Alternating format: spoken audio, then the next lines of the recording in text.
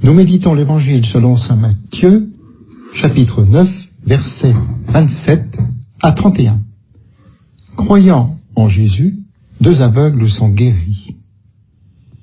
En ce temps-là, Jésus était en route. 2 aveugles le suivirent en criant « Prends pitié de nous, fils de David !» Quand il fut entré dans la maison, les aveugles s'approchèrent de lui et Jésus leur dit « Croyez-vous que je peux faire cela ?» Ils lui répondirent « Oui, Seigneur ». Alors, il leur toucha les yeux en disant « Que tout se passe pour vous selon votre foi ». Leurs yeux s'ouvrirent et Jésus leur dit avec fermeté « Attention, que personne ne le sache ». Mais une fois sortis, ils parlèrent de lui dans toute la région. Prière.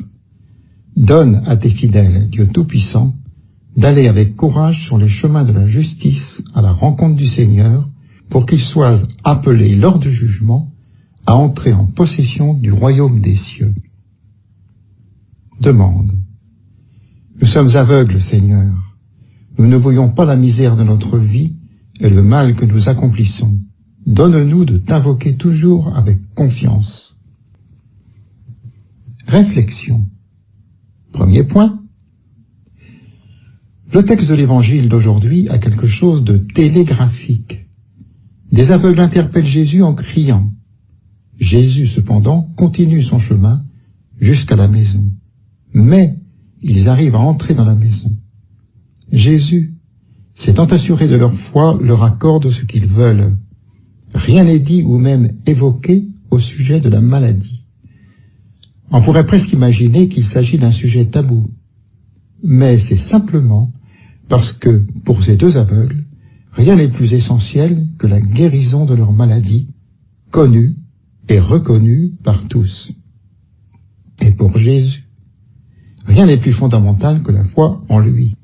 C'est certainement pour cela que la rencontre nous est décrite dans la plus grande simplicité, comme nous aimerions que notre prière soit à l'image de cette rencontre. Deuxième point. Malheureusement, notre cécité nous est à tel point étrangère qu'elle provoque des réactions explosives lorsqu'elle est mise à jour.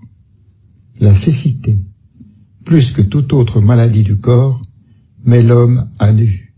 Lorsque Jésus se confronte aux pharisiens après la guérison de l'aveugle né un jour de sabbat, il lui demande ironiquement « Serions-nous aveugles nous aussi ?» Et Jésus lui répond « Si vous étiez aveugle, vous n'auriez pas de péché. » L'aveugle évolue dans un monde qui lui est hostile. Seule une voix et une main étrangères sont en mesure de le rassurer et de le guider. Le cri prononcé par les 2 aveugles pour attirer l'attention de Jésus n'est pas un cri de désespoir, c'est plutôt un cri de supplication et de confiance. C'est le langage simple et primaire de l'âme qui vit constamment dans la confiance. Troisième point.